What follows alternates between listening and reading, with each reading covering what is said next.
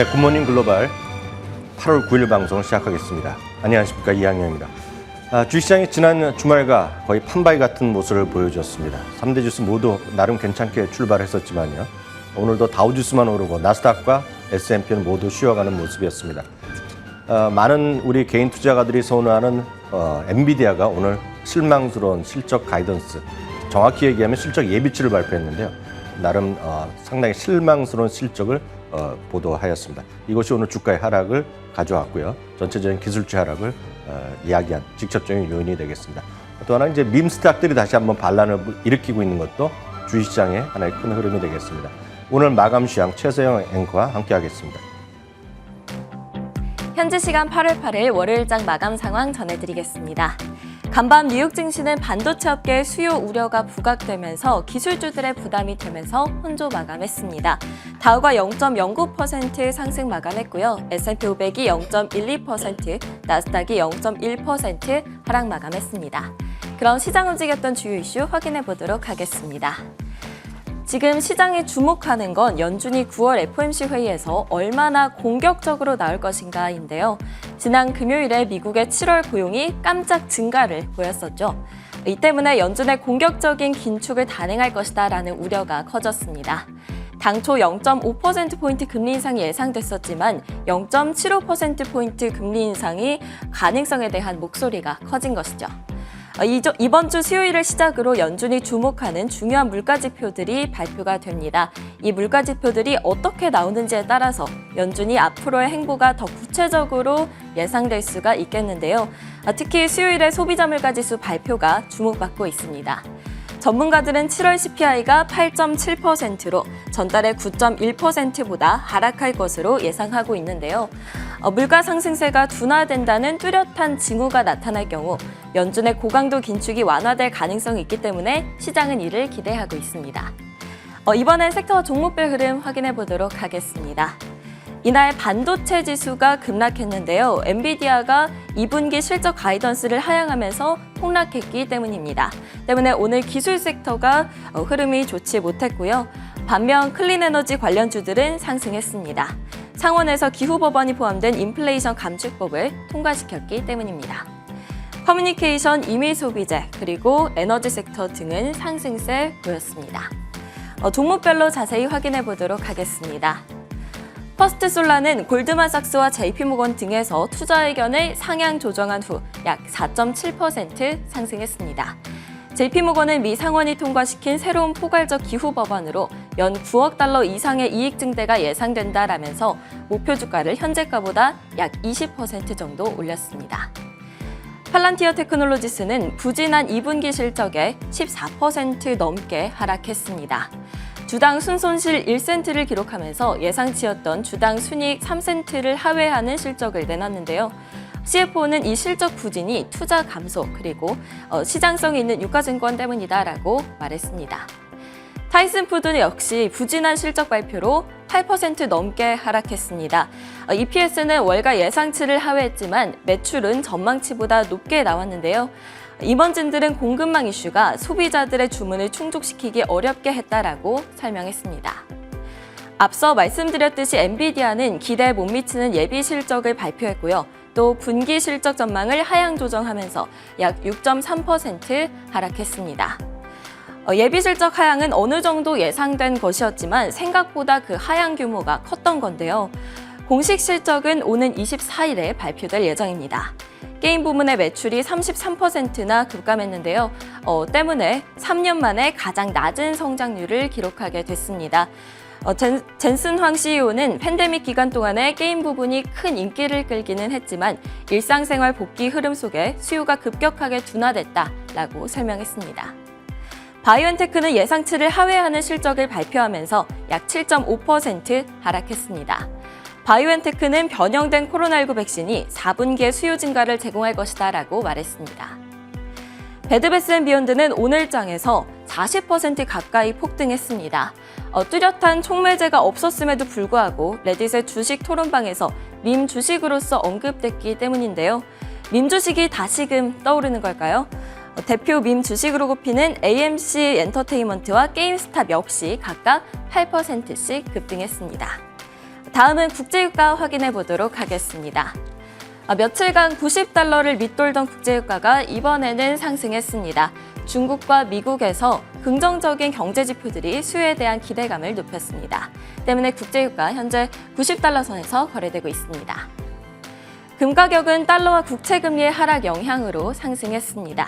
때문에 금 가격은 1,786달러 선에서 거래되고 있습니다. 비트코인은 나스닥의 하락에도 불구하고 약 3% 올라서 24,000달러에 가까운 수준에서 거래되고 있습니다. 이더리움과 다른 암호화폐들도 역시나 상승세 보이고 있는데요. JP모건에서 이 암호화폐들이 바닥을 찾았다라고 이야기했습니다. 6월에 비트코인은 2020년 12월 이래 가장 낮은 수준으로, 이더리움은 2021년 1월 이래로 가장 낮은 수준까지 떨어졌었는데요. 현재 이더리움의 경우 1,800달러 가까이에서 거래되면서 2달 만에 가장 높은 수준으로 거래되고 있습니다. 지금까지 뉴욕 증시 마감 시황 전해드렸습니다.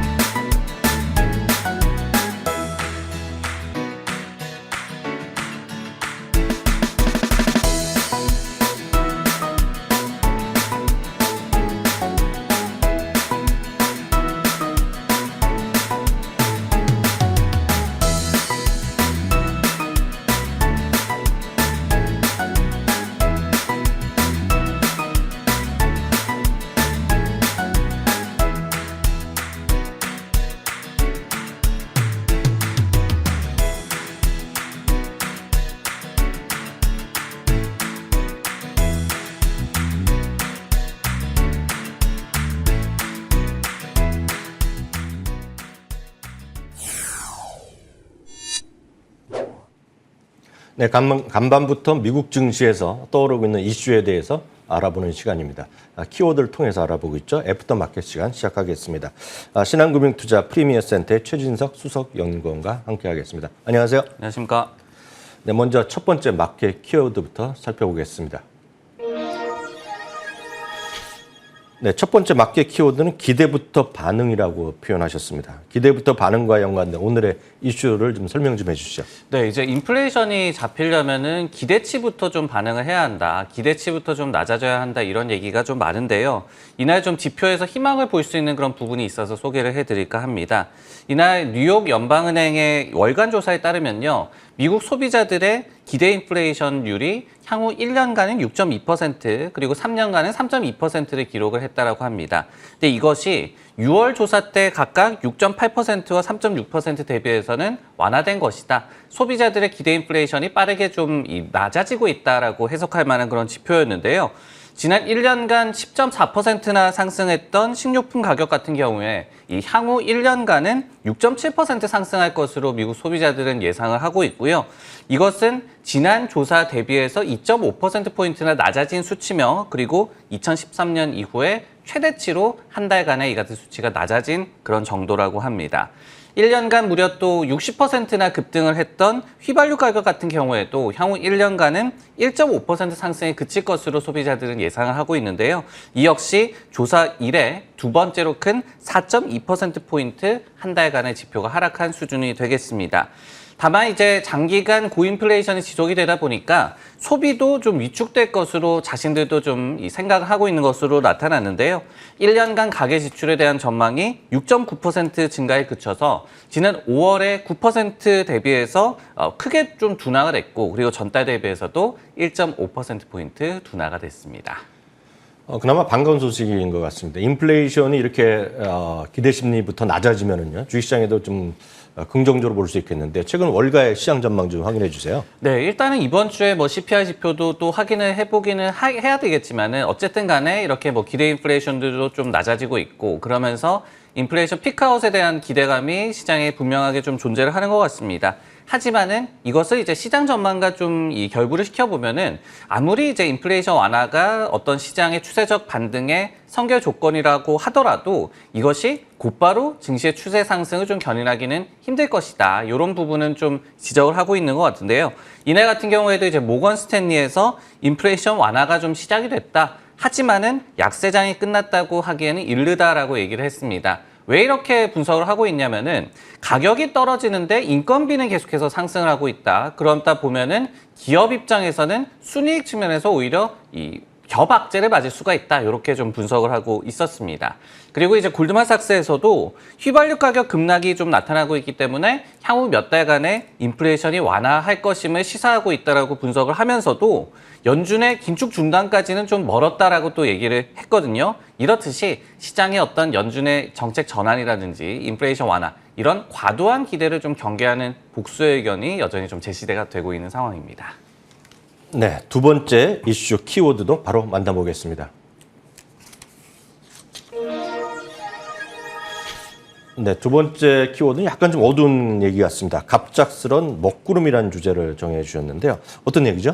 네, 이제 이날 시장의 좀 지배적인 이슈였다라고 보여지죠. 엔비디아가 뭐 반도체 섹터는 물론이고 시장 전체에도 갑작스럽게 좀 먹구름을 몰고 왔는데요. 이 내용 좀 살펴봐야 될 것 같습니다. 개장 전에 매우 실망스러운 예비 실적을 엔비디아가 발표를 했습니다. 엔비디아가 7월 결산분기 매출이 67억 달러에 그칠 것으로 예상을 했거든요. 그러면서 지난 5월 달에 제시를 했던 가이던스 81억 달러 그리고 뭐 비슷한 수준이었던 컨센서스를 대폭 미달하는 그런 예비 실적을 발표를 했습니다. 크게 부진한 실적은 게이밍 사업부의 이 원인을 좀 찾을 수가 있었는데요.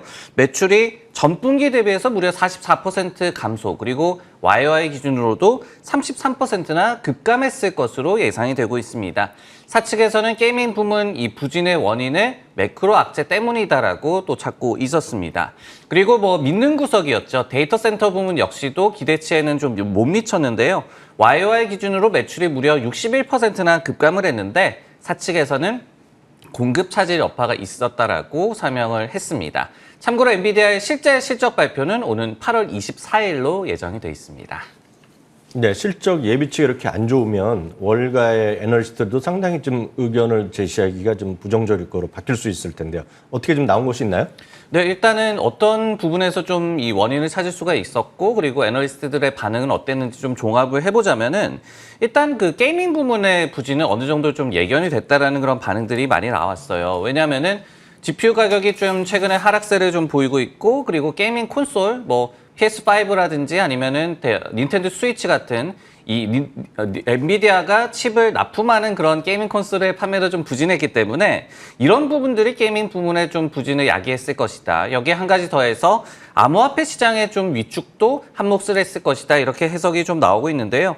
예를 들어서 이제 뉴스트릿 같은 기관에서도 암호화폐 채굴이 약간 20% 정도 감소했다. 그런 부분들이 엔비디아의 분기 매출 부진에 좀 한몫을 했을 것이다라고 분석을 했고 BMO 캐피털 마켓 같은 경우에는 매우 끔찍한 그런 예비 실적이었다. 어글리 네거티브라는 그런 표현을 또 썼습니다. 이렇게 또 부정적인 반응을 나타내는 기관도 있었습니다. 다만 이제 BMO 같은 경우에도 게이밍 부문의 이 부진은 어느 정도 예견됐다는 점에서 오히려 불확실성 해소 이벤트로 볼 수가 있다. 클리어링 이벤트로 볼 수도 있다라고 또 분석을 하기도 했고요. 서스퀘어나 같은 경우에도 세 가지 이유로 어떤 재고가 쌓였음을 좀 주목을 했습니다. 암호화폐 시장의 좀 위축, 그리고 리오프닝 모멘텀, 그리고 연말 신제품 때문에 GPU 재고가 좀 쌓여 있었고, 그리고 가격 트렌드도 굉장히 부정적이었다라고 얘기를 하면서도 어떤 그 하회하는 정도, 부진의 정도 빼고는 예견됐던 결과였다. 그렇기 때문에 아직은 아니지만은 거의 최악을 또 지나고 있다라고 얘기를 했거든요. 그러면서 장기 낙관론을 유지를 했습니다. 그렇기 때문에 이번에 뭐 먼저 매를 맞는 그런 격은 될 수가 있어도 일단은 시장에서는 일부는 또 불확실성 해소 이벤트로 보는 의견도 있다는 점도 체크하시면 좋을 것 같습니다. 네, 지금까지 신한금융투자 프리미어 센터의 최진석 수석 연구원과 함께했습니다. 오늘 말씀 감사합니다.